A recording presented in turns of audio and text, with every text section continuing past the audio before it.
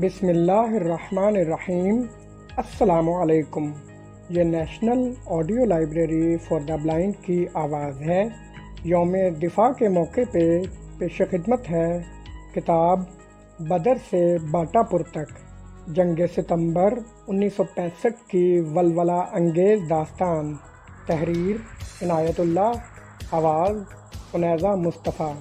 اس کتاب کی تمام اقساط حاصل کرنے کے لیے ڈسکرپشن باکس میں دیے گئے پلے لسٹ کے لنک پر کلک کریں۔ شکریہ۔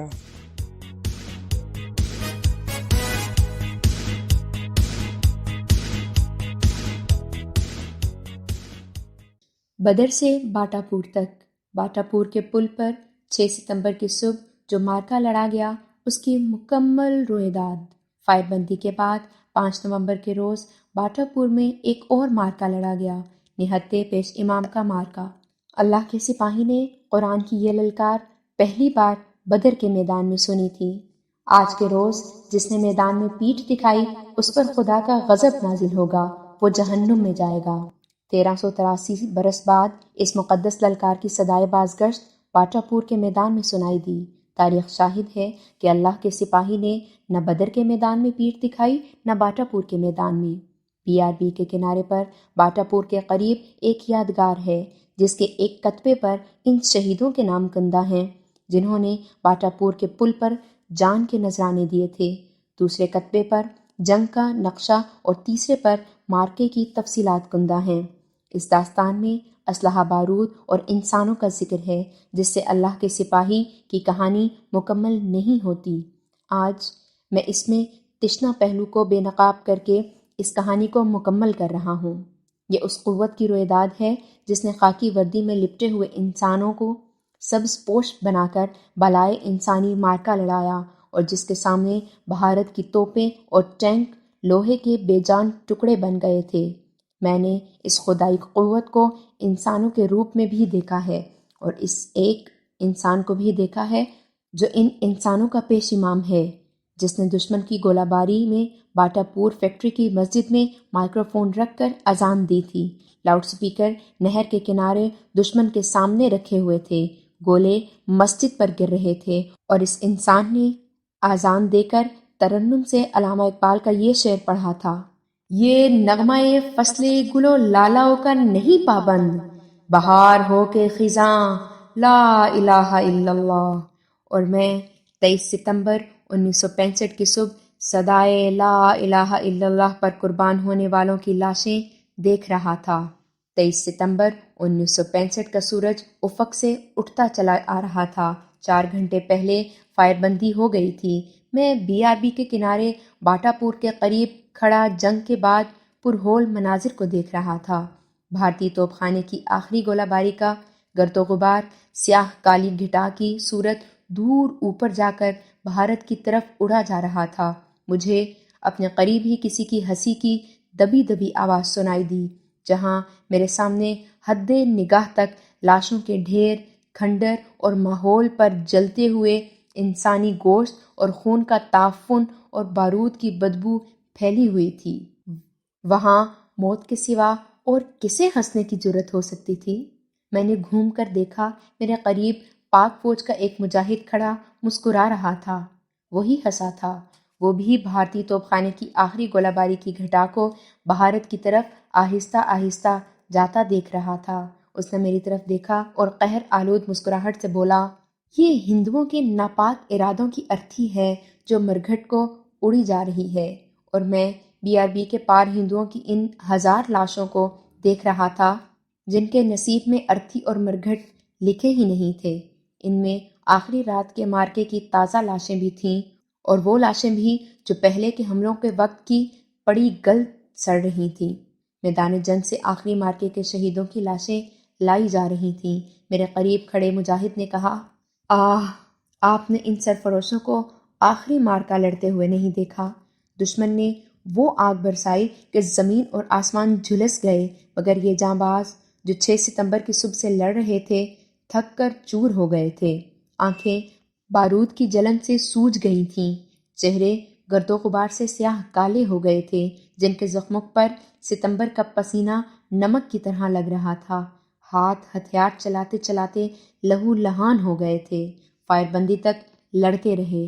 ان کے ماتھے پر بل نہ تھا، خشک ہونٹوں پر تبسم اور جھلسے ہوئے گرد آلود چہروں پر رونق تھی، جیسے انہیں کوئی غم نہیں، ان کی کوئی ماں نہیں، کوئی بہن نہیں، بیٹی نہیں۔ دم آخری زخموں نے بولنے کی مہلت دی تو ہر ایک نے یہی کہا، مجھے پیچھے نہ لے جانا۔ جسم گولیوں سے چھلنی ہو گئے تھے، لیکن میت کے چہرے پر سکون اور بشاشت تھی۔ آپ بھی اسی میدان میں لڑے تھے؟ میں نے پوچھا۔ کس منہ سے کہوں کہ میں بھی اسی میدان میں لڑا تھا؟ اس نے کہا، میں زندہ ہوں، زخمی بھی نہیں ہوا۔ وہ اللہ اور رسول کو بہت ہی عزیز تھے جو شہید ہو گئے اور خون سے وطن کا نام روشن کر گئے۔ ان شہیدوں کی روحوں کے درمیان کھڑے ہو کر جن کی لاشیں ٹینکوں تلے کچلی گئیں اور وہ پاک وطن کی مٹی میں مل گئے، کس طرح کہوں کہ میں بھی اسی میدان میں لڑا تھا۔ وہ جس بانگ پن سے پریڈ گراؤنڈ میں مارچ کیا کرتے تھے، اسی بانگ پن سے لڑے اور شہید ہو گئے۔ وہ عظیم انسان تھے۔ ان عظیم انسانوں کی لاشیں میرے قریب سے گزر رہی تھیں۔ یہ آخری مارکے کے شہید تھے۔ میرے سامنے ڈوگرئی کا گاؤں، دائیں طرف باٹا پور فیکٹری اور بائیں طرف کچے پکے مکانوں کی ایک بستی تھی۔ یہ آباد بستیاں اب کھنڈر بن چکی تھیں اور کھنڈر مورچوں کا کام دے رہے تھے۔ ان کچے مکانوں نے لاہور کی بلند و بالا عمارتوں، میناروں، برجوں اور پکی سڑکوں کی خاطر اپنی دیواروں سے دشمن کے ہزاروں گولے روک لیے تھے۔ درختوں کے گھنیرے چھاتے جل رہے تھے۔ ساون کی ہریالی ٹینکوں تلے روندی گئی تھی۔ جہاں ہری کھیتیاں لہلہاتی تھیں، وہاں گولوں اور بموں نے گڑھے بنا دیے تھے۔ جدھر نگاہ جاتی تھی، ہندوؤں اور سکھوں کی لاشوں پر لاشیں پڑی نظر آتی تھیں۔ ان لاشوں کے قریب مشین گنیں، رائفلیں، سٹین گنیں اور راکٹ لانچر مرے ہوئے سانپوں اور بچھوؤں کی طرح بکھرے پڑے تھے۔ ان کا ڈنک اور زہر مار دیا گیا تھا۔ خون چکا لاشوں اور بے اثر ہتھیاروں کے درمیان کہیں ٹینک، کہیں ٹرک اور کہیں جیپیں جل رہی تھیں۔ فائر بندی کے 4 گھنٹے بعد بھی ان سے شعلے اور دھواں اٹھ رہا تھا۔ ایسا ہی سیاہ دھواں دور پیچھے سرحد سے بھی اٹھ رہا تھا۔ وہاں دشمن کے بارود اور تیل پیٹرول کے ذخیرے جل رہے تھے۔ دشمن کی یہ لاشیں اور میدان جنگ سے اٹھتا ہوا سیاہ دھواں 17 دنوں اور 17 راتوں کے ایک ایک لمحے اور پاک فوج کے اس ڈویژن کے ایک ایک جوان کی شجاعت، حریت اور غیرت کی کہانیاں سنا رہا تھا، جس نے لاہور کی آن پر جان کی بازی لگا دی تھی۔ دشمن کی لاشوں کی آنکھیں اور منہ یوں کھلے ہوئے تھے جیسے پاک فوج کے جوانوں کو حریت و استعجاب سے دیکھ رہے ہوں۔ شجاعت کی یہ کہانیاں بڑی لمبی ہیں، ایک نشست میں سنائی نہیں جا سکتی اور ان ماؤں کے تذکرے کے بغیر مکمل نہیں ہو سکتی، جن کے دودھ کی دھاریں لہو کا دریا اور جن کی لوریاں یا علی کی گرج بنی، اور ان بہنوں کا ذکر نہ کروں تو بات پوری نہیں ہوتی، جنہوں نے بڑے ارمانوں سے اپنے ویروں کے لیے جو سہرے بنائے تھے وہ ویروں کے تابوتوں پر ڈالے۔ اتنی لمبی کہانیاں سنانے کے لیے ایک عمر اور سننے کے لیے دل گردہ چاہیے۔ میں 6 ستمبر کی صبح کے صرف پہلے چند گھنٹوں اور فائر بندی کے بعد کے ایک ولولہ انگیز تصادم کی کہانی سناؤں گا۔ یہ لاہور کی دفاعی جنگ کی مکمل رویداد نہیں، بلکہ اس طویل رویداد کا عشر اشیر بھی نہیں۔ یہ 3rd بلوچ ریجمنٹ کے پیش امام مولوی فضل عظیم اور اس ریجمنٹ کی اے اور بی کمپنی کے صرف چند ایک افراد کی مختصر سی داستان ہے۔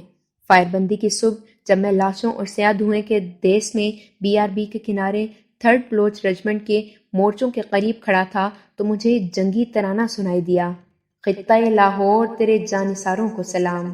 میں سمجھا کسی مورچے میں جوانوں نے ٹرانسسٹر لگا رکھا ہوگا، لیکن میرے قریب کھڑے مجاہد نے ہنس کر کہا، ہمارے امام صاحب اپنا کام کر رہے ہیں، جنگ کے دوران بھی وہ ہمیں تلاوت اور ترانوں سے گرماتے رہے ہیں۔ اس نے تھکی مگر فاتحانہ آہ بھر کر کہا، آپ اخباروں رسالوں والے اس قوت کو نہ جانے کن الفاظ میں بیان کریں، میں اتنا پڑھا لکھا نہیں ہوں، یہی کچھ بتا سکتا ہوں کہ یہی وہ قوت تھی جس نے ہمیں اتنے طاقتور دشمن سے لڑا دیا، اور سامنے دیکھیے کہ دشمن کی اس ہیبت ناک طاقت کا کیا حشر ہوا ہے۔ پھر ہمارے مورچوں میں جھانکیے تو آپ حیران ہو کر پوچھتے پھریں گے کہ کیا انہی چند ایک انسانوں نے لاشوں کے وہ ڈھیر لگائے ہیں جو سامنے نظر آ رہی ہیں؟ میں خود لڑا ہوں اور خود ہی حیران ہوں۔ وہ خود ہی حیران نہیں تھا بلکہ ساری دنیا آج تک انگشت بدنداں ہے کہ ان چند ایک انسانوں نے یہ معجزہ کس طرح کر دکھایا۔ کشمیر کی عصمت کی خاطر میں ٹہلتا ٹہلتا مورچوں میں جھانکنے لگا اور اچانک میرے سامنے خاکی کپڑوں میں ملبوس ایک شخصیت آن کھڑی ہوئی جس کا نام مولوی فضل عظیم ہے۔ ان کی داڑھی گرد آلود تھی، چہرے پر تھکن لیکن فاتحانہ جلال، تھکن اور شب بیداری کے اثرات پر غالب تھا۔ مولوی صاحب 1954 سے اس بٹالین کے پیش امام ہیں۔ بچپن سے ہی مذہب کی لگن سے سرشار تھے، لیکن جوانی میں انہیں مسجد کی امامت پیش کی گئی تو انہوں نے انکار کر دیا۔ صرف امامت ان کی روح کی تسکین نہیں دے سکتی تھی، انہوں نے حق و باطل کے مارکوں کی 1400 سالہ تاریخ ازبر کی ہوئی تھی جس نے ان کے سینے میں الاؤ بھڑکا رکھا تھا۔ جب انہیں پاک فوج کی ایک بٹالین کی امامت کا موقع ملا تو انہوں نے بسر و چشم قبول کیا۔ یہی ان کا روحانی مقام تھا۔ انہوں نے اپنی بٹالین کے جوانوں کے ذہنوں سے وہ افسانوی روایات اور حکایات دھو ڈالیں جو اسلام کے اولین مجاہدوں کے متعلق گھڑی گئی تھیں۔ انہوں نے جوانوں کو حقیقی روایات سے روشناس کروایا اور انہیں حرب و ضرب کے اس فلسفے سے آگاہ کیا جو قرآن نے ہمارے سامنے رکھا ہے۔ ان اسباق سے انہوں نے جوانوں میں خالد بن ولید، سعد بن ابی وقاص، طارق بن زیاد اور محمد بن قاسم کی قوت بیدار کی اور انہیں حزب اللہ بنا دیا۔ 5 ستمبر 1965 کے روز جب پاک فوج کے گولے اخنور میں گر رہے تھے اور بھارتیوں کو کشمیر ہاتھ سے جاتا نظر آ رہا تھا تو ان کے سامنے اب یہی ایک چال رہ گئی تھی کہ پاکستان پر حملہ کر کے ہماری قوت کو 1500 میل لمبے محاذ پر پھیلا دیں۔ اس کے ساتھ ہی ہندو اپنے پرانے خواب کو بھی حقیقت کا روپ دینے کی فکر میں تھا کہ پاکستان کو جنگی قوت سے ہندوستان کا حصہ بنا لیا جائے۔ ہندو اپنی جنگی قوت پر جتنا بھی ناز کرتا کم تھا۔ پاک فوج چم جوڑیاں کی کامیابی اور ہندو کے عزائم کے پیش نظر چوکنی تھی۔ 5 ستمبر 1965 کے روز لاہور ڈویژن کی 3rd بلوچ ریجمنٹ کو حکم ملا کہ رات کے وقت BRB کے کنارے سے اپنی دفاعی پوزیشنیں سنبھال لے۔ اس بٹالین کی A کمپنی میجر انور حسین شاہ ستارہ جرت کے زیر کمان BRB سے آگے پہلے ہی مورچوں میں پہنچ چکی تھی۔ باقی بٹالین کو پریڈ گراؤنڈ میں اکٹھا کیا گیا۔ بٹالین کمانڈر کرنل تجمل حسین جوانوں کو تاریخ پاکستان کی پہلی جنگ کے لیے تیاری کا حکم دینے والے تھے۔ یہ ایک تاریخی لمحہ تھا جب جوانوں کو بتانا تھا کہ وطن کی سرحدوں پر خون کے نذرانے دینے کا وقت آن پہنچا ہے۔ کسی بھی جوان نے جنگ نہیں دیکھی تھی، وہ شہید کے رتبے سے آگاہ تھے لیکن کسی کو شہید ہوتے ابھی دیکھا نہیں تھا، انہیں شہادت کے لیے تیار کرنا تھا۔ مولوی فضل عظیم نے اس تاریخی تقریب کا آغاز تلاوت قرآن کریم سے کیا اور سورہ نساء کی یہ آیت پڑھی، اور تمہیں کیا ہو گیا ہے کہ نہ لڑو اللہ کی راہ میں اور کمزور مردوں اور عورتوں اور بچوں کے واسطے جو یہ دعا کر رہے ہیں کہ اے ہمارے رب ہمیں اس بستی سے نکال جس کے لوگ ظالم ہیں اور ہمیں اپنے پاس سے کوئی مددگار دے دے۔ پھر اس آیت کا ترجمہ سنایا اور مختصر سی ایک تقریر کی جس نے بتایا کہ ہندو کس طرح خدا اور رسول کے نام لیوائیوں کا گلا دباتا چلا جا رہا ہے۔ مولوی صاحب نے حیدرآباد، جوناگڑھ اور کشمیر پر ہندو کے استبداد اور مظالم اور ہندوستان میں مسلم کشی کا تذکرہ کر کے کہا، محمد بن قاسم ایک لڑکی کی پکار پر صحراؤں، جنگلوں، دریاؤں اور چٹانوں کو رونتا ہوا ہندوستان پر حملہ آور ہوا تھا۔ پاکستان کے جوانوں، آج تمہیں کشمیر کی ہزاروں لڑکیاں پکار رہی ہیں، تم آج ان بیٹیوں اور بہنوں کی عصمتوں کو درندوں سے بچانے جا رہے ہو۔ تم سے قرآن پوچھ رہا ہے کہ تمہیں کیا ہو گیا ہے کہ تم ان مظلوموں کی مدد کو نہیں پہنچتے۔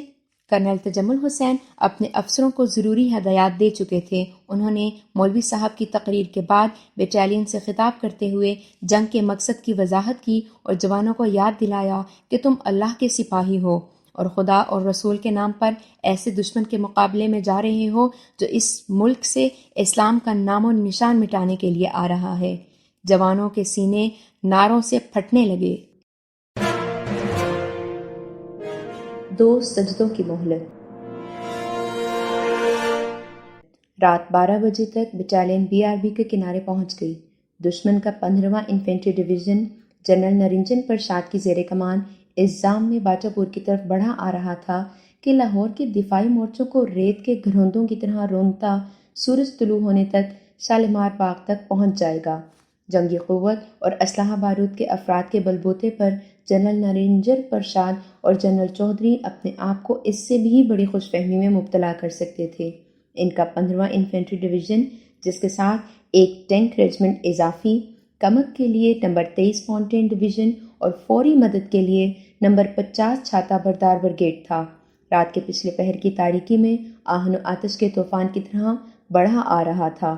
آگے ٹینک اور ٹینکوں کے ساتھ انفینٹری تھی، ترتیب چچی تلی اور ملاپ بے عیب۔ اس طوفان کو آتشین چھاتا اور امدادی فائر دینے کے لیے عقب میں 300 توپوں کا توپ خانہ پوزیشن میں آ چکا تھا اور پٹھانکوٹ، ہلواڑہ اور آدم پور میں انڈین ایئر فورس کا لڑاکا بمبار طیارے صبح کی پہلی روشنی پھیلنے کے انتظار میں تیار کھڑے تھے۔ آگ اگلتے لوہے کے بھاگتے دوڑتے قلعوں اور 20,000 کے آگ برساتے لشکر کو ڈوگرئی گاؤں سے گزر کر باٹا پور کے پل سے نہر کو عبور کرنا تھا، جسے روکنے کے لیے 3rd بلوچ کی اے کمپنی کی 3 پلاٹونیں، نمبر 1 نائب صوبیدار غلام رسول، نمبر 2 صوبیدار محمد ایوب اور نمبر 3 نائب صوبیدار جلال الدین کی زیر کمان BRB سے آگے ڈوگرئی کے دائیں بائیں مورچہ بندی ہو رہی تھی۔ کمپنی کمانڈر میجر انور حسین شاہ ستارہ جرت تھے۔ بی کمپنی کی 3 پلاٹونیں، نمبر 4 صوبیدار سمیر خان، نمبر 5 نائب صوبیدار لال حسین اور نمبر 6 نائب صوبیدار غلام یاسین کی زیر کمان اے کمپنی کے دائیں اپر باری دوآب اور منہالہ ٹریک کے درمیانی علاقے میں مورچے تیار کر رہی تھیں۔ کمپنی کمانڈر کیپٹن محمد ملک نواز تھے۔ ان دونوں کمپنیوں کی نفری 313 کے لگ بھگ تھی۔ انہیں آج بدر کی تاریخ کو دہرانا تھا۔ غیر ملکی جنگی وقائع نگاروں نے اس میدان میں لڑے جانے والے مارکوں کی شدت، پاکستانیوں کی بے جگری اور بھارتیوں کی تباہی کو اپنی آنکھوں دیکھ کر اس میدان کو واٹرلو سے تشبیہ دی تھی۔ دشمن کو اپنے طاقت کا اس قدر غرور اور تکبر تھا کہ اس نے حملہ توپ خانے کی گولہ باری کے بغیر کیا تھا اور اس ظام میں مبتلا تھا کہ پاکستانیوں کے پاس فوج ہی کتنی ہے جس پر توپ خانے کا ایمونیشن ضائع کیا جائے۔ پیادہ اور بختر بند دستے مزاحمت کے بغیر ہی BRB پار کر جائیں گے۔ بھارتیوں نے ابتدا میں چھوٹے ہتھیار فائر کیے۔ ان کے آگے سرحدی دیہات کے لوگ BRB کی طرف بھاگے چلے آ رہے تھے، جن میں عورتوں اور بچوں کی بھگدڑ اور چیخو پکار دل خراش تھی، جس نے لاہور کے دفاعی دستوں کو آگ بگولا کر دیا۔ جب بٹالین کمانڈر کرنل تجمل حسین کو اطلاع ملی کہ حملہ شروع ہو چکا ہے، اس وقت مسجدوں سے صبح کی اذان کی صدائیں بلند ہو رہی تھیں۔ کرنل تجمل حسین نے اپنے پاس کھڑے ایک افسر سے کہا، خدائے ذوالجلال مجھے 2 سجدوں کی مہلت عطا فرمائے۔ وہ قبلہ رو ہو گئے۔ سر پر فولادی خود اور پاؤں میں بڑے بوٹ تھے۔ اسی حالت میں انہوں نے صبح کی نماز ادا کی اور اٹھ کھڑے ہوئے۔ دشمن ان کی بٹالین کی اے کمپنی کے مورچوں سے تھوڑی دور رہ گیا تھا۔ پو پھٹ رہی تھی جب ڈوگرئی کے بائیں طرف اے کمپنی کو دشمن کے ٹینک نظر آئے۔ ان کی مشین گنیں آگ برسا رہی تھیں، بڑی توپیں بھی گولے داغ رہی تھیں، لیکن زیادہ تر فائر مشین گنوں کا تھا۔ کمپنی کی RR 10 چکن گن جو جیپ پر نصب تھی مورچے میں تھی۔ جیپ کا ڈرائیور سپاہی اکبر علی تمغہ جرت تھا۔ گن کے نمبر 7 لانس نائک خادم شاہ اور لانس نائک رازق تھے اور اس پارٹی کا کمانڈر گجر خان ضلع راولپنڈی کا رہنے والا نائک محمد شریف شہید تھا۔ انہیں بائیں طرف 500 گز دور دشمن کے ٹینک نظر آئے۔ ٹینکوں کی ترتیب یہ تھی کہ 3 ٹینک آگے آگے تھے جن کی مشین گنیں فائر کر رہی تھیں اور 3 ٹینک ان کے پیچھے تھے جن کی بڑی توپیں گولہ باری کر رہی تھیں۔ ساری ٹینک ریجمنٹ اسی ترتیب میں آگ برساتی چلی آ رہی تھی۔ نائک شریف کو پہلے 3 ٹینک اور ان کے پیچھے بھی 3 ٹینک نظر آئے تو اس نے پہلا گولہ فائر کیا جو ٹھیک نشانے پر لگا۔ انڈین آرمی کا پہلا ٹینک دھماکے سے پھٹا اور اسے شعلے چاٹنے لگے۔ یہ پاک فوج کی پہلی ضرب تھی جو کاری ثابت ہوئی۔ نائک شریف کا گولہ جنرل چودھری کے اس اعلان کا جواب تھا کہ وہ 9 بجے لاہور میں جشن فتح منائے گا۔ پہلا گولہ فائر ہونے سے دشمن کو نائک شریف کی RR کے مورچے کا پتہ چل گیا۔ بے شمار ٹینکوں اور انفینٹری نے تمام تر ہتھیاروں کا فائر اسی ایک مورچے پر مرکوز کر دیا۔ ٹینکوں کے پٹوں اور دونوں طرف کے فائر سے گرد و غبار اتنا ہو گیا تھا کہ نظر دور تک کام نہیں کرتی تھی۔ نائک شریف آگ کی بارش میں مورچے سے باہر جا کر دشمن کے ٹینکوں کو دیکھنے لگا۔ اب گن پر جیپ کا ڈرائیور سپاہی اکبر علی بیٹھ گیا۔ اس نے دیکھا کہ ایک ٹینک ڈوگرائی کے قبرستان کی طرف سے بہت ہی قریب آ گیا تھا۔ اکبر نے اس ٹینک پر گولہ فائر کیا، یہ ٹینک بھی جلنے لگا۔ یکے بعد دیگرے 2 ٹینکوں کی تباہی سے رجمنٹ کمانڈر پیش قدمی میں محتاط ہو جایا کرتے ہیں۔ بھارتیوں نے بھی پیش قدمی کی رفتار سست کر لی۔ شریف اور اکبر نے انہیں احساس دلایا تھا کہ پاک فوج کے مورچے ریت کے گھروندے نہیں ہیں۔ نائک شریف کے پاس صرف 10 گولے تھے۔ اتنی جلدی مزید ایمونیشن کی توقع نہیں تھی، کیونکہ دشمن کے ٹینکوں کی گولہ باری اور چھوٹے ہتھیاروں کی قیامت خیز فائر نے اگلے مورچوں تک ایمونیشن پہنچانے کے راستے مسدود کر دیے تھے۔ اس آر پارٹی نے 10 میں سے 9 گولے فائر کر دیے۔ فائر بندی کی صبح جب میں اکبر علی سے باٹا پور کے قریب اسی آر والی جیپ کے قریب کھڑے ملا تو اس نے بتایا کہ 2 ٹینکوں کے متعلق تو پورے یقین کے ساتھ کہہ سکتا ہوں کہ جل گئے تھے، پھر گرد و غبار بہت ہی زیادہ ہو گیا تھا۔ اتنا ضرور کہہ سکتا ہوں کہ اس گرد و غبار میں جو ٹینک ہلتا جلتا دکھائی دیتا تھا، گولہ فائر کرنے کے بعد اس کی حرکت دوبارہ نظر نہیں آتی تھی۔ ان کے مورچے پر جو گولہ باری ہو رہی تھی، اس کے متعلق اکبر علی نے صرف اتنا ہی بتایا تھا کہ بیان نہیں کر سکتا، اور اس نے کانوں پر ہاتھ رکھ لیے تھے۔ معلوم ہوتا تھا جیسے اس گولہ باری کے تصور سے وہ اب بھی لرز رہا ہے۔ ان کے پاس جب ایک گولہ رہ گیا تو نائک شریف نے اکبر علی سے کہا کہ جیپ کو مورچے سے نکالو، ہم پیچھے نکلنے کی کوشش کریں گے، ہو سکتا ہے گاؤں کے اندر ایمونیشن پہنچ جائے۔ ان کے 9 گولوں نے دشمن کی پیش قدمی کی رفتار اور شدت بہت ہی کم کر دی تھی، مگر ان کے لیے مورچے سے نکل کر پیچھے آنا آسان نہ تھا۔ تاہم اکبر علی نے جیپ کو مورچے سے نکالا۔ دشمن کا مرکوز فائر ان کے مورچے پر آ رہا تھا، جس کے گرد و غبار سے فائدہ اٹھاتے ہوئے اکبر علی نے جیپ کو انتہائی رفتار پر باٹا پور کے پل تک پہنچا دیا۔ فائر کا یہ عالم تھا کہ ہوا میں گولوں اور گولیوں نے جال تن دیا تھا۔ زمین کا کوئی انچ محفوظ نہیں تھا اور کوئی بھی لمحہ زندگی کا آخری لمحہ ہو سکتا تھا۔ جب جیپ پل کے قریب آئی تو دیکھا کہ پل پر ایک جگہ خاصا بڑا شگاف تھا۔ یہ پل اڑانے کی پہلی کوشش تھی۔ حملے کی شدت اور دشمن کی قوت کو دیکھتے ہوئے جنرل سرفراز خان نے پل اڑا دینے کا حکم دیا تھا، لیکن پل اس قدر مضبوط ثابت ہوا کہ ایک جگہ شگاف ہو گیا اور پل کھڑا رہا۔ اکبر علی نے شگاف کو دیکھ کر کہا کہ جیپ گزر جائے گی۔ سڑک کا خاصا حصہ محفوظ تھا۔ وہ جیپ کو پل سے گزارنے لگا تو ایک پہیا شگاف میں دھس گیا۔ یہ سڑک سیدھی ڈوگرئی میں سے گزرتی تھی۔ دشمن کے چند ایک ٹینک دور اسی سڑک پر چلے آ رہے تھے جہاں سے پل نظر آ رہا تھا۔ ٹینکوں کو جیپ نظر آئی تو انہوں نے گولہ باری شروع کر دی۔ جیپ پھنسی ہوئی تھی۔ ایسی حالت میں اجازت ہوتی ہے کہ گاڑی کو چھوڑو اور اپنی جانیں بچاؤ، لیکن نائک شریف، لانس نائک خادم شاہ، لانس نائک رازق اور سپاہی اکبر علی نے اتنی بے تحاشا گولہ باری اور دوسری فائرنگ میں جیپ کو اٹھا لیا اور اس کا پہیا شگاف سے نکال کر جیپ کو پیچھے دھکیل دیا۔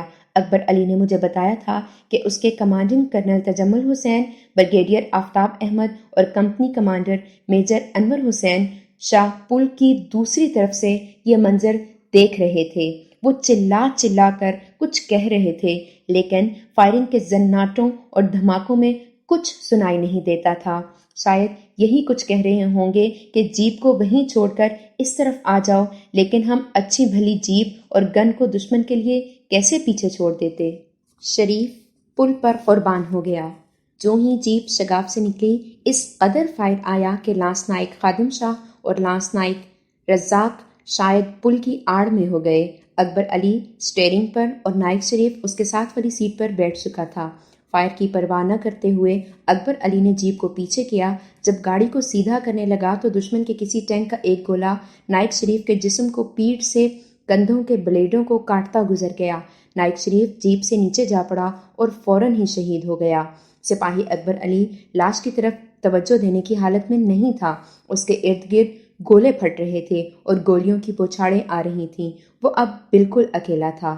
وہ جیپ اور گن کو تباہی سے بچانا چاہتا تھا۔ اس نے جیپ کو دوبارہ پل پر لانے کی بجائے BRB کے ساتھ ساتھ گاؤں کے دائیں طرف موڑ لیا اور اپر باری دو آپ نہر کی سمت چلا گیا۔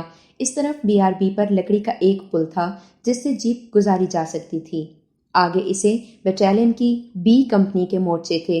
اس طرف بھی دشمن حملہ کر چکا تھا۔ اس کے ٹینک اور پیادہ دستے تیزی سے بڑھے آ رہے تھے۔ اپر باری دو آپ نہر اور ریلوے لائن کے درمیانی علاقے میں B کمپنی کی RR گن مورچے میں تھی۔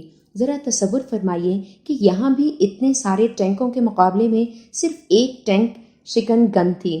اس گن پر حوالدار برکت، لانس نائک تجمل اور لانس نائک محمد عارف شہید تھے۔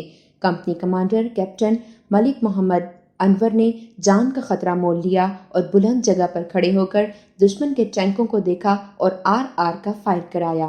سپاہی اکبر علی اس علاقے میں RR کی جیپ لے کر پہنچ چکا تھا۔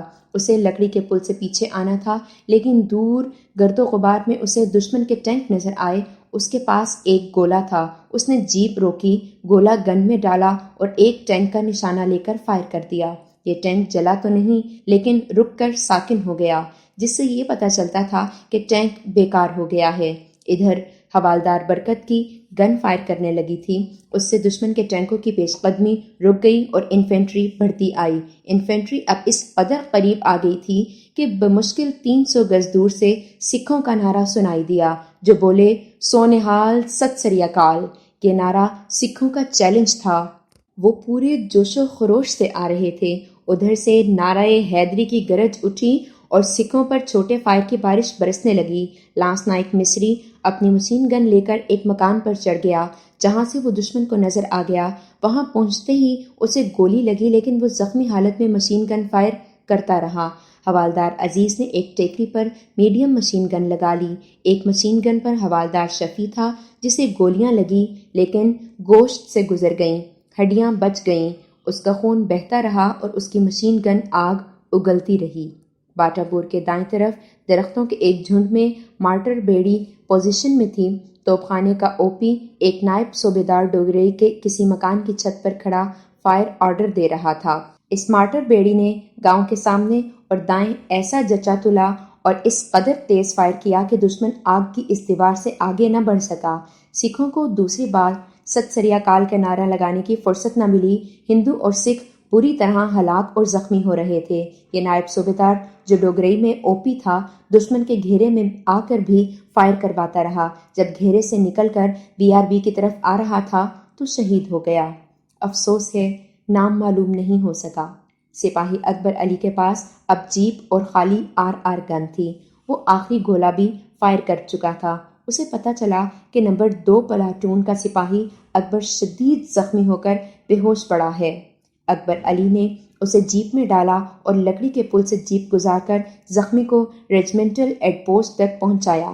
وہاں سے باٹا پور چلا گیا، جہاں اسے اسی گن کے دونوں افراد لانس نائک رزاق اور لانس نائک خادم شاہ مل گئے اور پارٹی کی کمان حوالدار میجر لال حسین نے لے لی، جو فوراً بعد گولی لگنے سے شدید زخمی ہو گیا۔ وہ آج تک پیچھے نہیں ہٹا۔ باٹا پور کے پل پر کیفیت یہ تھی کہ اس طرف کوئی آڑ نہیں تھی، دوسری طرف دشمن ڈوگرئی کے مکانوں میں مورچے قائم کر رہا تھا۔ پل اور ارد گرد کا علاقہ اس کے قیامت خیز فائر کے قبضے میں تھا۔ سامنے سڑک پر دشمن کے ٹینک چلے آ رہے تھے، جنہیں پل عبور کرنے سے روکنے کے لیے RR گنوں کے لیے کوئی آڑ نہیں تھی۔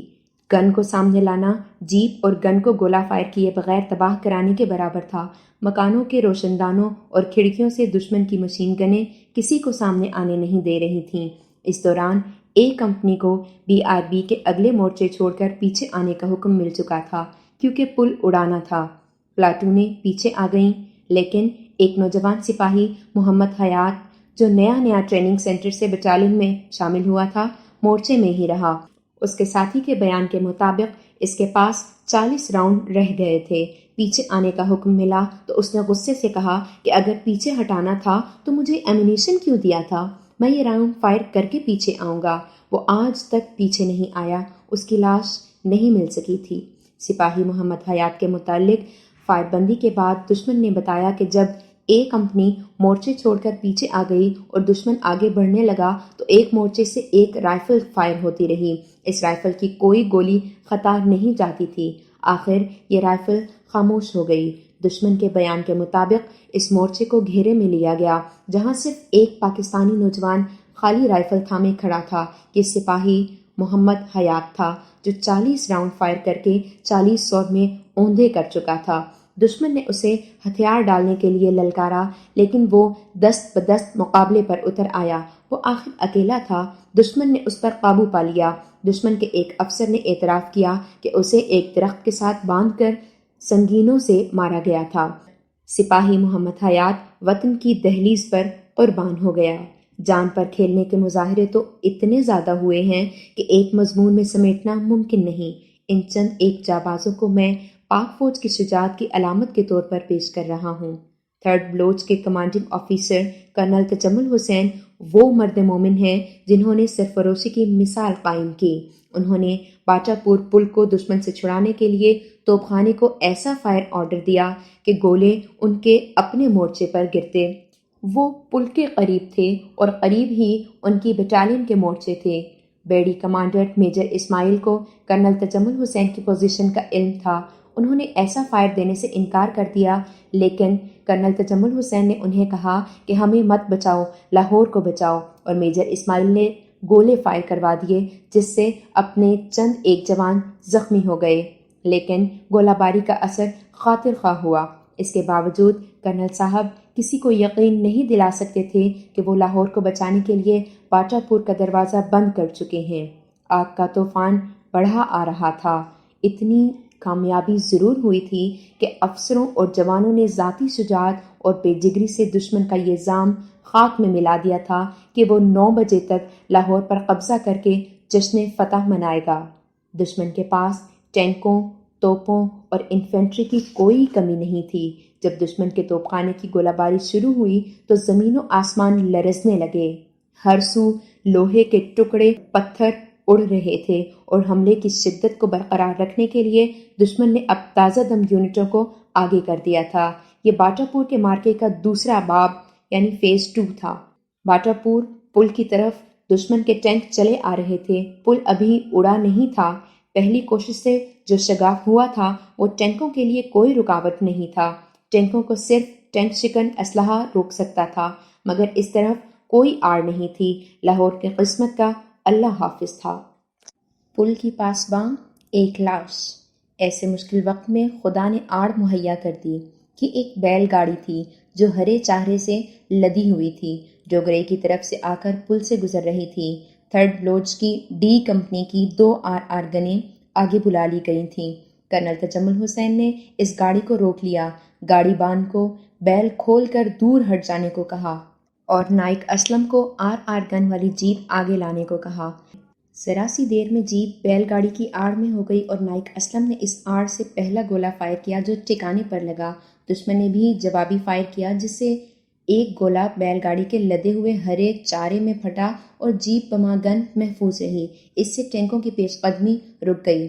پل کی حفاظت کے لیے دشمن کی اتنی زیادہ بختر قوت کے مقابلے میں یہی ایک RR تھی یا نائک شریف شہید کی لاش تھی جو پل کے پار ٹینکوں کے راستے میں پڑی تھی۔ 23 ستمبر کی صبح جب میں باٹا پور کے محاذ پر جنگ کے فوری بعد کے مناظر دیکھ رہا تھا تو کرنل تجمل حسین سے سر راہ ملاقات ہو گئی۔ ان کے چہرے کا رنگ سیاہ ہو گیا تھا اور آنکھوں میں شب بیداری کی سرخی تھی۔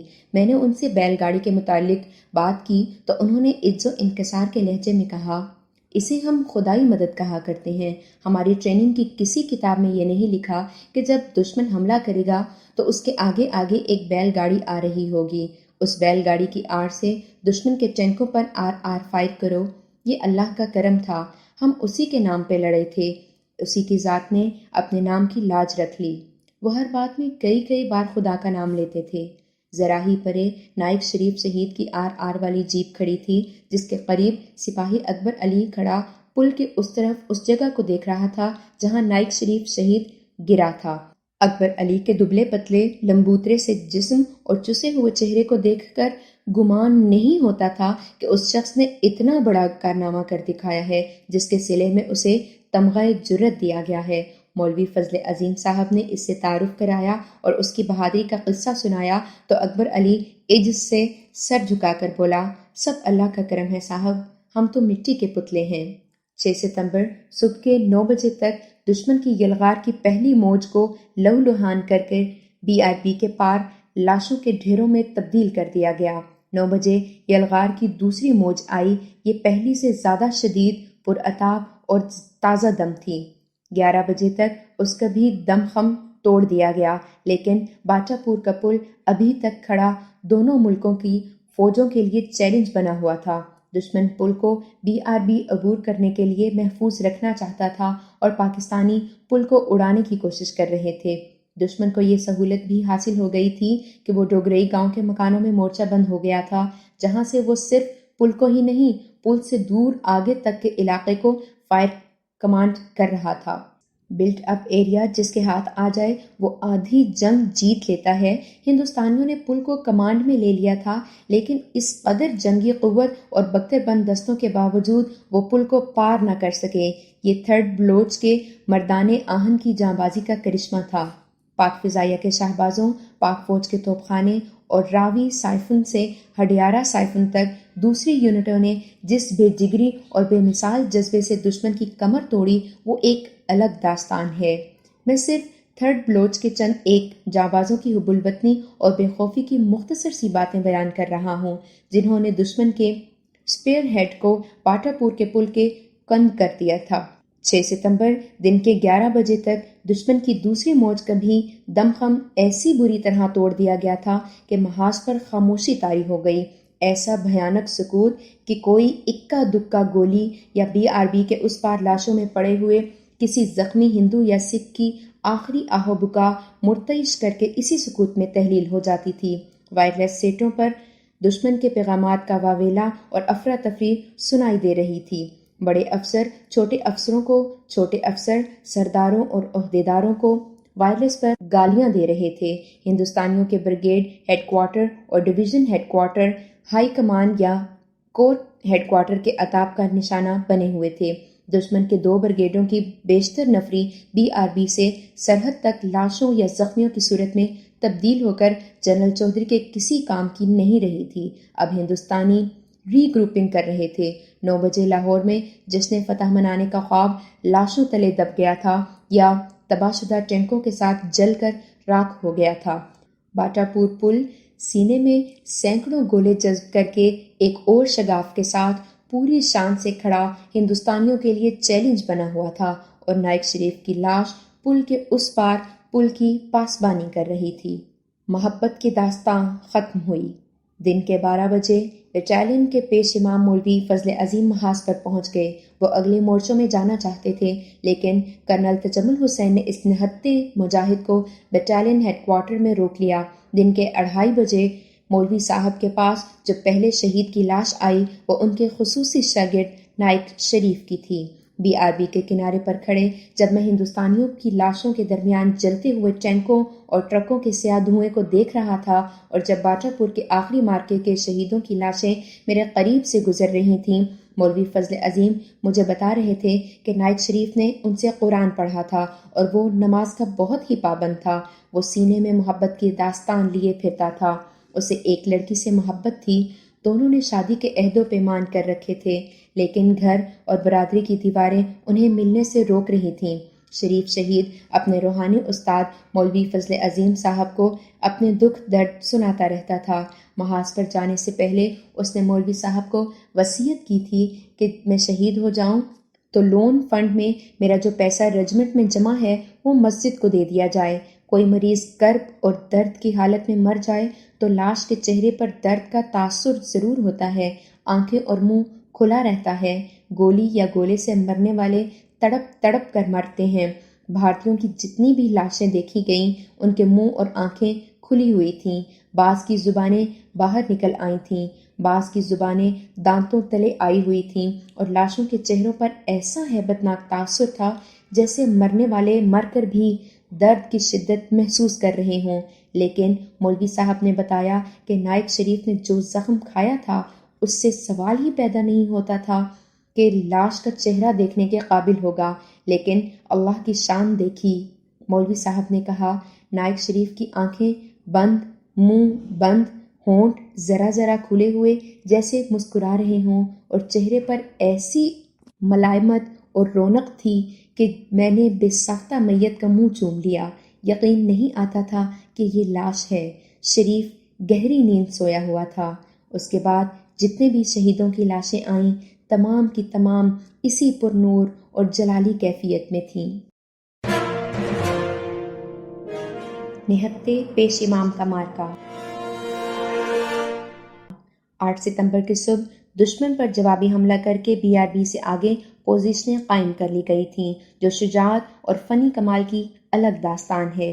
اس کے بعد 16 پنجاب ریجمنٹ کی A اور B کمپنی نے میجر امیر افضل خان اور کیپٹن صغیر حسین شہید کی زیر کمان ڈوگرئی سے آگے مورچے قائم کیے، فائر بندی تک جان اور خون کی بے دریغ قربانیاں دیں۔ تھرڈ بلوچ نے ان مورچوں برج ہیڈ کو دائیں پہلو سے بے جگری سے مدد دی۔ میں چونکہ جنگ کے روحانی پہلو کو واضح کرنا چاہ رہا ہوں، اس لیے میں اسی پہلو کی طرف لوٹتا ہوں۔ 10 ستمبر مولوی فضل عظیم صاحب نے ایک جیپ لی، اس پر مائکروفون اور لاؤڈ سپیکر فٹ کرائے، ایک ڈرائیور اور وائرلیس مکینک ساتھ لیا۔ کرنل تجمل حسین بھی مولوی صاحب کے ساتھ بیٹھ کر اگلے مورچوں کو روانہ ہو گئے۔ دشمن BRB پار کرنے کے لیے بے تحاشا قربانی دے رہا تھا اور اپنے لشکر کو بے دردی سے مروا رہا تھا۔ گولہ باری کا یہ عالم کہ چپے چپے پر گولے پھٹ رہے تھے اور آسمان سے جیسے لوہے کے ٹکڑوں اور پتھروں کی بارش برس رہی تھی، اور آگ کی اس بارش میں ایک آواز دھماکوں سے بھی بلندتر سنائی دے رہی تھی۔ اللہ کے سپاہیوں، محمد رسول اللہ صلی اللہ علیہ وسلم اور ان کے عزیز ساتھیوں کی نشانی یہ ہے کہ وہ کفار کے مقابلے میں یکجان ہو جاتے ہیں۔ آج تم اس دشمن سے لڑ رہے ہو جو قرآن کی سرزمین کو کفرستان میں ملانا چاہتا ہے۔ معلوم نہیں تم میں سے کون زندہ رہے اور کون اس مقدس فرض کی ادائیگی میں جان دے دے۔ یاد رکھو، شہید کی موت کافر کی موت سے ارفع و اعلیٰ ہے۔ تم اسلام کے نام پر لڑ رہے ہو، تمہارا مقصد کفر کو مٹانا ہے، کسی کے ملک پر قبضہ کرنا نہیں۔ آج قوم کی بیٹیوں کی نظریں تم پر لگی ہوئی ہیں۔ یہ آواز مولوی فضل عظیم کی تھی، جسے لاؤڈ سپیکر اپنے مورچوں تک ہی نہیں دشمن تک پہنچا رہے تھے۔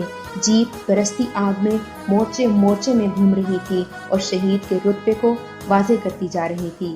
مولوی صاحب کے بعد کرنل تجمل حسین بولتے تھے، جوانوں میں تمہارا CO بول رہا ہوں، اور وہ جوانوں کو پرعزم آواز میں جم کر مقابلہ کرنے کی تلقین کرتے تھے اور کہتے تھے کہ قدم مضبوط رکھو اور دشمن سے ایک ایک مسلمان کے خون کے ایک ایک قطرے کا حساب چکاؤ۔ اس کے بعد جیپ کے لاؤڈ سپیکر جنگی ترانے الاپنے لگتے تھے۔ اکثر اوقات مولوی صاحب یا پیادہ گولہ باری اور فائرنگ میں مورچوں میں چلے جاتے تھے۔ میں نے باٹا پور کے قریب کھڑے تھرڈ بلوچ کے چند ایک مجاہدوں سے مولوی صاحب کی تقریر اور جنگی ترانوں کے متعلق پوچھا تو B کمپنی کے نائب صوبیدار محمد سعید نے کہا، جناب مولوی صاحب کی آواز اور ترانوں نے ہم میں آگ بھر دی تھی۔ معلوم نہیں صاحب وہ کون سی قوت تھی جو ہمارے جسموں اور روح میں پیدا ہو گئی تھی، ورنہ صاحب اتنی بڑی قیامت اور اتنے بڑے طوفان کو سینے پر روکنا کسی انسان کے بس کی بات نہیں۔ نائب صوبیدار محمد سعید نے کہا، جب مورچوں میں گھومتی پھرتی جیپ سے یہ ترانہ بلند ہوتا تھا، اے مرد مجاہد جاگ ذرا، اب وقت شہادت ہے آیا، اللہ اکبر۔ اس وقت خدا کی قسم مورچے میں بیٹھ کر فائرنگ کرنے کو ہم بزدلی سمجھنے لگتے تھے۔ ہم دشمن پر دست بدست جنگ کرنے کے لیے ٹوٹ پڑنے کو بے تاب ہونے لگتے تھے، اور ہوا بھی ایسے ہی کہ تھرڈ بلوچ کی 2 کمپنیوں کو BRB سے آگے دشمن پر جوابی حملے کا حکم ملا تو جوان بجلی بن کر ٹوٹ پڑے۔ مولوی صاحب بھی رکنے کے باوجود اس حملے کے ساتھ ہی آگے چلے گئے۔ کہنے لگے کہ میں لڑ تو نہیں سکتا، کم از کم میرا وجود اور میری آواز تو جوانوں کے ساتھ رہے۔ اور جب جوانوں کو پتہ چلا کہ ان کے پیش امام صاحب بھی ساتھ ہیں تو جوانوں کو حملے کے بعد جس مقام پر روکنا تھا وہاں انہیں روکنا محال ہو گیا تھا۔ بعض جوانوں کو یہ کہتے ہوئے بھی سنا گیا کہ ہم امرتسر سے ادھر نہیں رکیں گے۔ مولوی صاحب نے اس حملے کے دوران ظہر کی نماز بہت آگے پڑھی تھی۔ جب وہ پہلی بار یعنی 10 ستمبر کے روز جیپ لے کر نکلے اور ان کی اور کرنل تجمل حسین کی آواز لاؤڈ سپیکروں پر گرجی تو دوسرے مورچوں سے پیغام آنے لگے کہ ادھر بھی آئیے۔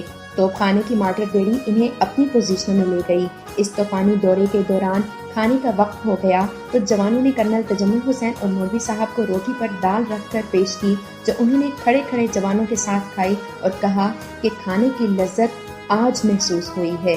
حقیقت یہ ہے کہ وہاں کھانے کو ثانوی حیثیت حاصل تھی۔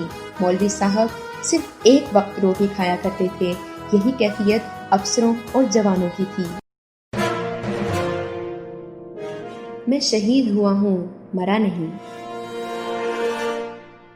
BRB کے کنارے ٹہلتے ٹہلتے مولوی صاحب نے ایک شہید کا تذکرہ کیا، وہ تھا نائک بشیر احمد شہید۔ اس نے جنگ کے دوران جب مولوی صاحب اس کے مورچے کے قریب گئے، انہیں کہا کہ مولوی صاحب نوکری کرتے 14 سال ہو گئے ہیں، میں اکثر سوچتا رہتا تھا کہ اب گھر جانے والا ہوں، وہاں لوگوں کو کیا بتاؤں گا کہ میں نے قوم کے لیے 14 سالوں میں کیا کیا۔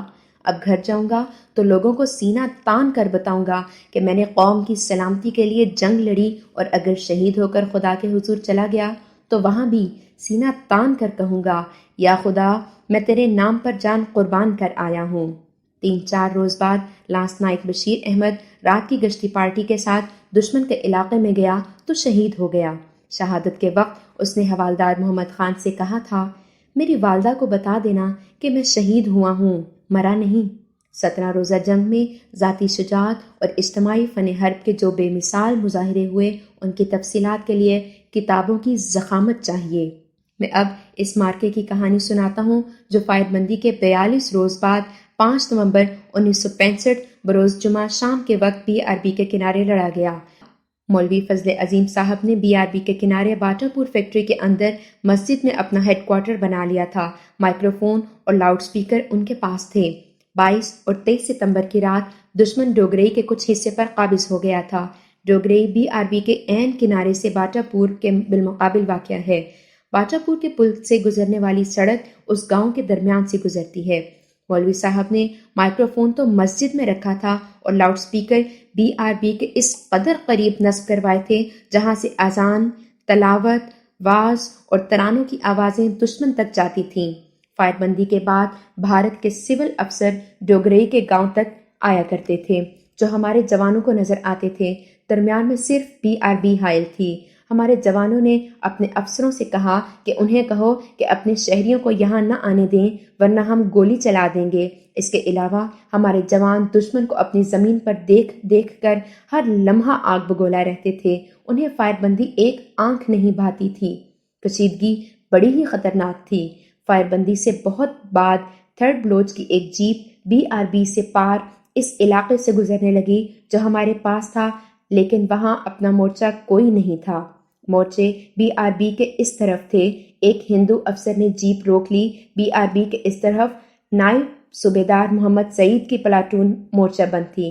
ہندو افسر نے نائب صوبیدار محمد سعید سے کہا کہ ہم یہ جیپ یہاں سے نہیں گزرنے دیں گے۔ محمد سعید نے جواب دیا کہ یہ جیپ یہیں سے گزرے گی، اگر تم نے اس جیپ پر ایک بھی گولی چلائی تو تمہارے ایک آدمی کو زندہ نہیں چھوڑیں گے۔ اتنے میں کرنل تجمل حسین آ گئے۔ نائب صوبیدار محمد سعید کو حکم دیا کہ جوابی فائر کے لیے پلاٹون کو تیار کر لو۔ ساتھ ہی انہوں نے توپ خانے کو فائر آرڈر دے کر کہا کہ فائر کے حکم کا انتظار کرو۔ جیپ BRB کے پار کھڑی تھی۔ ہندو افسر نے اپنے سپاہی بلا کر جیپ کے راستے میں کھڑے کر دیے۔ ان میں سے 2 سپاہیوں نے رائفلوں پر سنگینیں چڑھا کر رائفلیں تان لیں۔ کرنل تجمل حسین نے جیپ کے ڈرائیور سے کہا کہ اشارہ ملتے ہی جیپ چلاؤ، جو سامنے آئے کچل کے آگے نکل جاؤ۔ نائب صوبیدار محمد سعید کے مورچوں میں رائفلیں کاک ہو گئیں۔ سیفٹی کیچ آگے ہو گئے۔ مشین گنوں والوں نے گنیں اپنے اپنے ٹارگیٹ پر سیدھی کر لیں۔ انگلیاں ٹریگروں پر چلی گئیں۔ توپ خانے کے توپچیوں نے گولے لوڈ کر کے ہاتھ رسیوں پر رکھ لیے۔ کرنل تجمل حسین نے BRB کے کنارے پر کھڑے ہو کر چھڑی کا اشارہ کیا اور دبنگ آواز سے کہا، جیپ موو۔ ڈرائیور نے نعرہ لگایا، یا علی، اور جیپ زناٹے سے آگے بڑھی۔ ہندو سپاہی سنگینے تان کر جیپ کے راستے میں آئے، لیکن پاکستانی ڈرائیور کی بے خوف رفتار کے سامنے ان کا دل گردہ جواب دے گیا۔ جیپ نکل گئی اور گرد و غبار میں 2 ہندو سپاہی سنگین تانے ہوئے ایک دوسرے کو گھورتے نظر آئے، جیسے ایک دوسرے کا خون بہا دیں گے۔ कर्नल तजम्मुल हुसैन ने नायब सूबेदार मोहम्मद सईद को हुक्म दिया कि अपना एक संतरी नहर के पार उस जगह खड़ा कर दो जहां उन्होंने जीप रोकी थी। मोहम्मद सईद ने अपने प्लाटून के सिपाही करामत को नहर के पार भेज दिया। खुतबे ने आग लगा दी। इससे पहले भारतीय अफसर मौलवी साहब के लाउडस्पीकरों पर भी एतराज़ और एहतजाज कर चुके थे, जो मौलवी साहब के पुरजोश खुतबे और जंगी तराने अलाप अलाप कर भारतीय सिपाहियों पर दहशत तारी करते थे। एतराज़ अक़वाम मुत्तहिदा के मुबस्सिरों तक भी पहुंचाया गया था, जिस पर मुबस्सिर हंस दिए थे।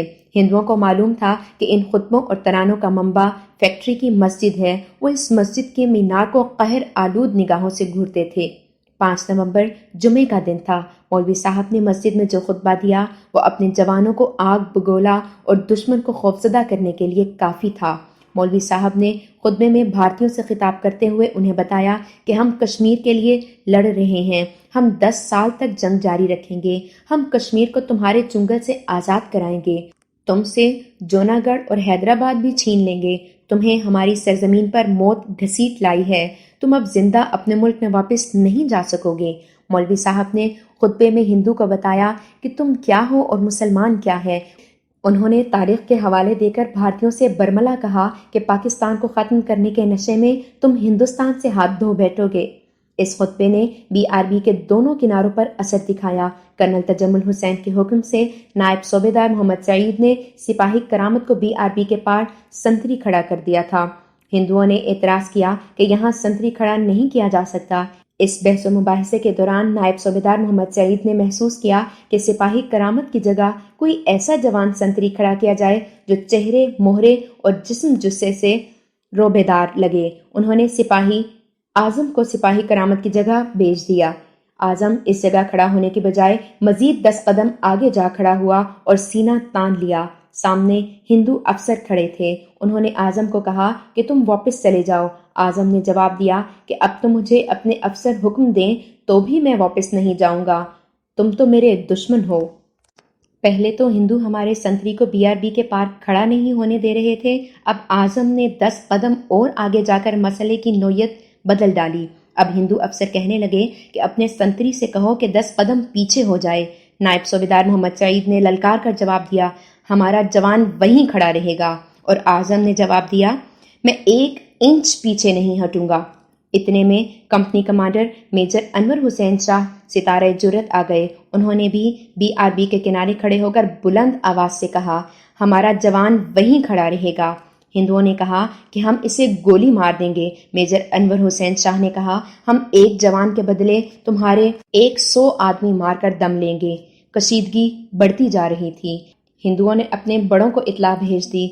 इस दौरान 2 हिंदू अफसर शराब की बोतलें उठाए सामने आए। BRB के पार लकड़ियों के शहतीर रखे थे, उन पर बैठ गए। उन्होंने फातिहाना और तंजिया अंदाज से शराब की बोतलें लहराकर हमारे जवानों से कहा, मुसलमानों गाना सुनाओ। वो हमारे जंगी तरानों पर तंज कर रहे थे।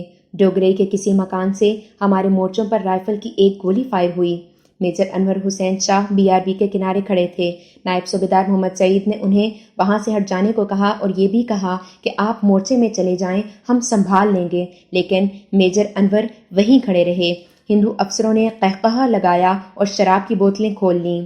बाएं तरफ C कंपनी का सिपाही गुलाम हुसैन कोई 150 गज दूर खड़ा था।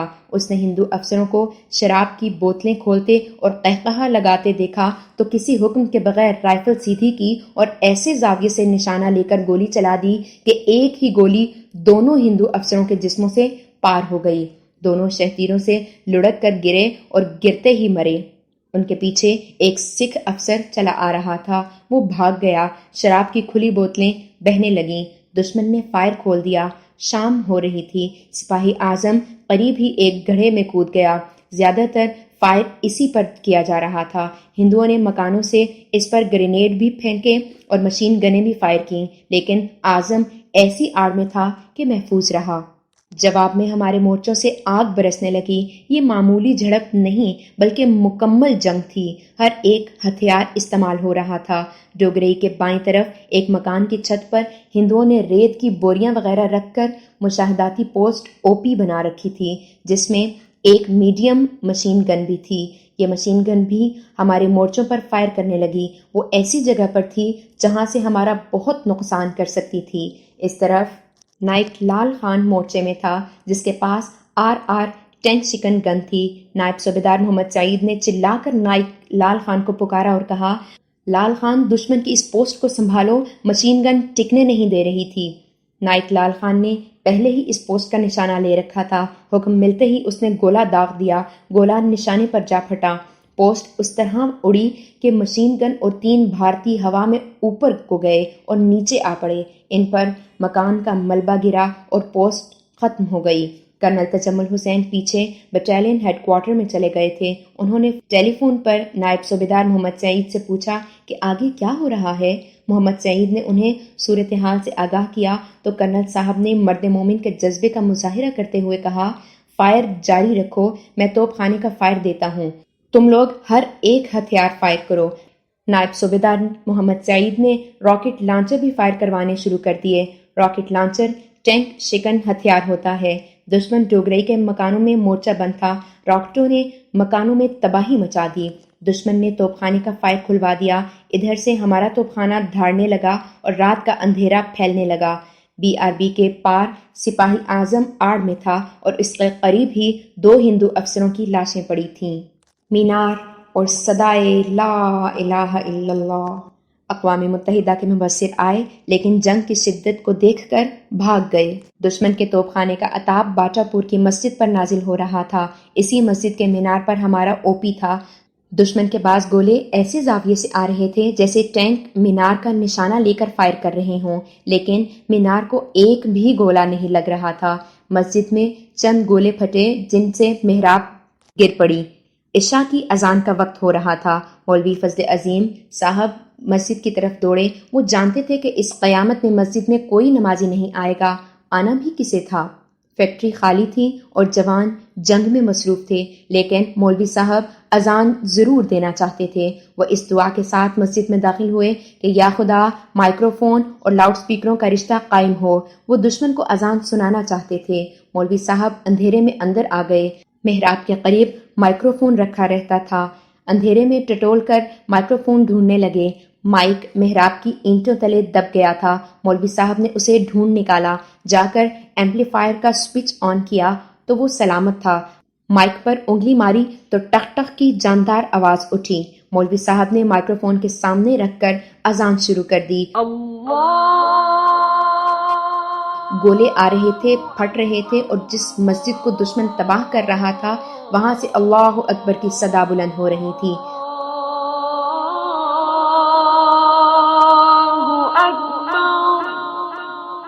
اذان ختم ہوئی تو مولوی صاحب کو علامہ اقبال کا ایک شعر یاد آ گیا۔ انہوں نے مائک کے سامنے ترنم سے یہ شعر پڑھا، یہ نغمہ فصل گل و لالا کا نہیں پابند، بہار ہو کے خزاں لا الہ الا اللہ۔ مولوی صاحب کہتے ہیں کہ اذانیں تو بہت دی ہیں، لیکن اس اذان کا جو سرور اور خمار تھا وہ پہلے کبھی محسوس نہیں کیا تھا۔ میں جھوم جھوم کر یہ شعر پڑھ رہا تھا، بہار ہو کے خزاں لا الہ الا اللہ۔ مارکا ختم ہو گیا۔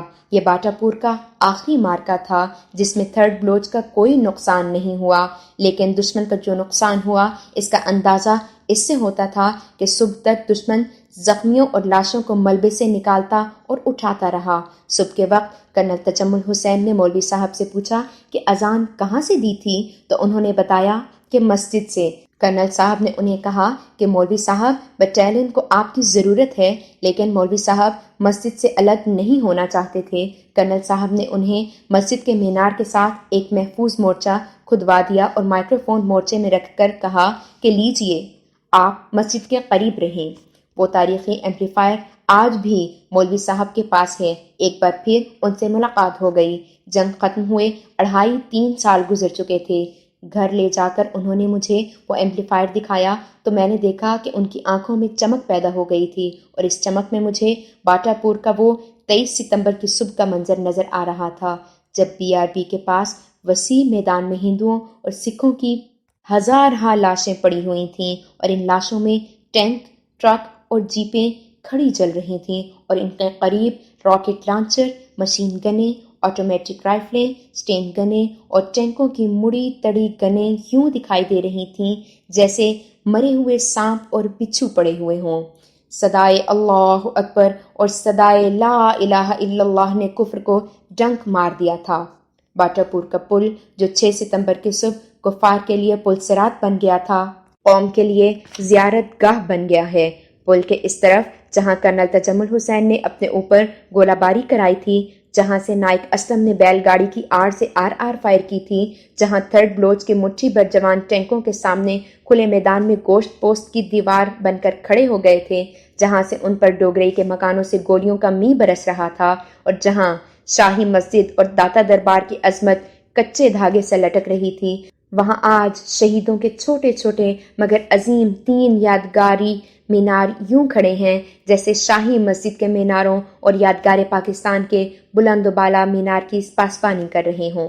आज भी ममता की मारी हुई कोई माँ आहों और सिसकियों को सीने में दबाए, या कोई बहन अरमानों को आंखों में छुपाए, या कोई बेवा इकलौते बच्चे को उंगली से लगाए उन छोटे छोटे मीनारों को दुपट्टे के आंचल से पूछ रही होती है।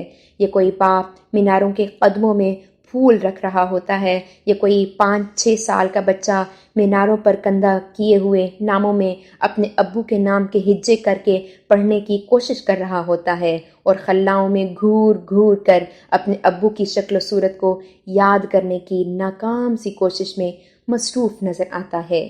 जिंदगी का कारवां जिसके खातिर इन शहीदों ने जिंदगी कुर्बान कर दी, बाटापुर के पुल से गुजरता चला जाता है और गुजरता ही चला जाएगा।